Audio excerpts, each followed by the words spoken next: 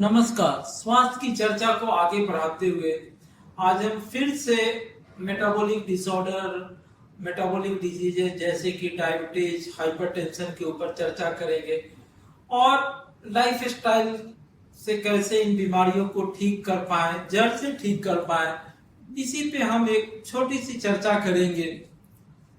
और हम लोग के सभी के जीवन शैली में ब्रेड, जिसको कि हम लोग व्हाइट ब्रेड बोलते हैं, और ब्राउन ब्रेड भी, ये हम लोग सब अपने अपने लाइफ में कभी ना कभी या बहुत लोग रोज यूज करते हैं। इस व्हाइट ब्रेड को मैं आजकल का जो इंडिया वर्ल्ड कैपिटल है डायबिटीज का, उसमें इस व्हाइट ब्रेड का भी एक बहुत अहम हिस्सा है। ये व्हाइट ब्रेड नहीं है, ये व्हाइट पॉइजन है शुगर के मरीजों के लिए या शुगर करने के लिए। साइनाइड से कम नहीं है, साइनाइड धीरे धीरे मारता है, लेकिन व्हाइट ब्रेड जो है इसका ग्लाइसेमिक इंडेक्स इतना हाई है, ये जाते ही शरीर में हमारे स्टमक के जो लाइनिंग से जैसे ही ये कांटेक्ट में आता है, इसका एब्जॉर्प्शन ऐसे होता है। व्हाइट ब्रेड के अंदर जो फ्लावर के पार्टिकल्स रहते हैं वो इस फॉर्म में रहते हैं कि इनका एब्जॉर्प्शन बहुत तेजी से शरीर में होता है, ब्लड में तुरंत जाता है, और जैसे ही एब्जॉर्प्शन ये होता है पोर्टल वेन के थ्रू लीवर में जाता है, तो पैंक्रियाज इंसुलिन भी उसी तरह निकालता है इसको पचाने के लिए। तो मैंने पहले भी टॉक्स में बताया है कि डायबिटीज, ब्लड प्रेशर ये सब कुछ नहीं है, बल्कि इंसुलिन का रेसिस्टेंस है। और इंसुलिन जिस मरीज में जितना ज्यादा लेवल पे रहेगा, उसमें कॉम्प्लिकेशन, उसमें साइड इफेक्ट, उसमें डायबिटीज, ब्लड प्रेशर होने की उतना ज्यादा चांसेस रहेगी। कोई भी ऐसा खाना जो रुखरा रहता है, जो रफेज से भरा रहता है, उसमें शुगर, उसमें उसका एब्जॉर्प्शन धीरे धीरे होता है, बॉडी उसको धीरे धीरे एब्जॉर्ब करता है। बट ये व्हाइट ब्रेड, इस ब्रेड को जैसे ही हम खाते हैं, ये तुरंत लीवर तक पहुंचता है ब्लड के थ्रू, और फिर पैंक्रियाज सेंस करता है, और पैंक्रियाज इंसुलिन को भी उसी तेज से रिलीज करता है। अब एक एग्जाम्पल से मैं समझाता हूं।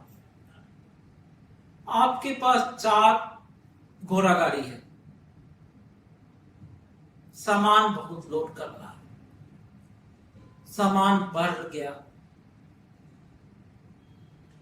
तो आप बहुत दिमाग लगाइएगा, बोल रहे कि घोड़ा गाड़ी आप नहीं बढ़ा सकते। बोलिएगा कि मैं 100 घोड़ा खरीद लेता हूं, उससे काम होगा? नहीं होगा। घोड़ा गाड़ी तो 4 ही है, आप बहुत होगा तो उसमें घोड़ा बदल के आप 3 शिफ्ट में कर सकते हैं, लेकिन 100 घोड़ा से तो यूज नहीं ले सकते।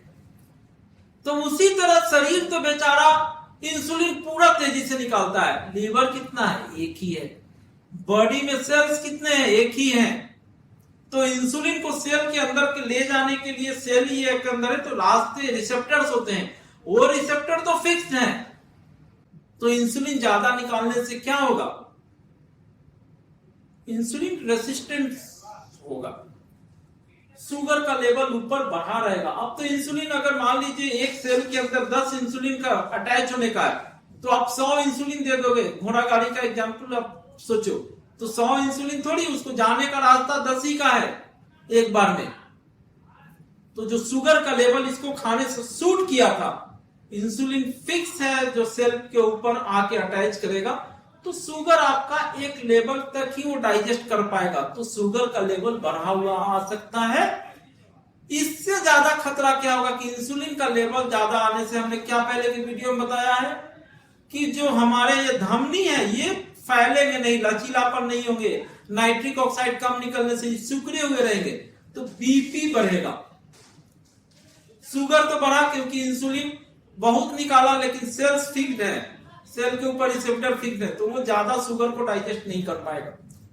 इंसुलिन रेसिस्टेंस का क्या क्या और नुकसान पहले बताया था? Brain haemorrhage, stroke.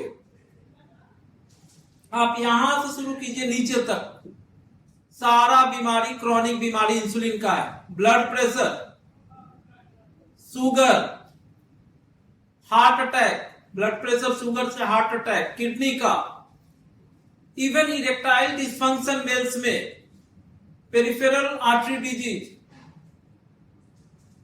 तो अपने नाश्ते में, अपने बच्चों के नाश्ते में, बच्चों के टिफिन में इस व्हाइट ब्रेड को ना दें।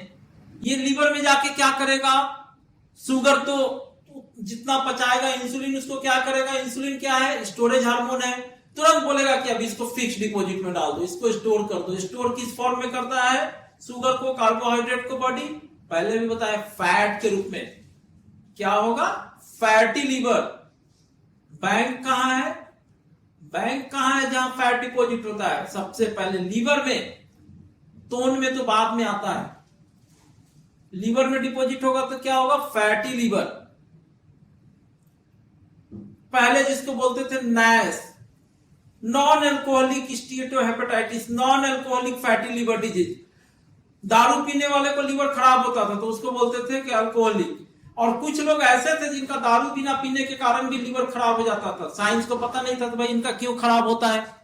अब पता चल गया है कि जो शुगर के मरीज है, जिनका पेट निकला हुआ है, जो ब्लड प्रेशर के मरीज है, ये मेटाबॉलिक सिंड्रोम वाले मरीज होते हैं, थायराइड की प्रॉब्लम वाले, ये सब मेटाबॉलिक सिंड्रोम वाले होते हैं। इसलिए साइंस ने आज इनका नोमेनक्लेचर भी बदल के रख दिया, उसका नाम रखा है metabolic dysfunction associated liver disease, उनका नाम रखा है। तो अगर हम अपने लाइफ स्टाइल में बदलाव रखें, खान पान में अगर हम बदलाव रखें, तो हम एक हेल्दी लाइफ जी सकते हैं। जैसा कि मैंने बताया कि आज साइंटिफिक कम्युनिटी ने भी इसका नाम रख दिया है मेटाबॉलिक डिसफंक्शन एसोसिएटेड स्टीएटोहेपेटाइटिस, जो जिसको बोलते थे कि बिना दारू पीने वाले, नॉन अल्कोहलिक फैटी लीवर।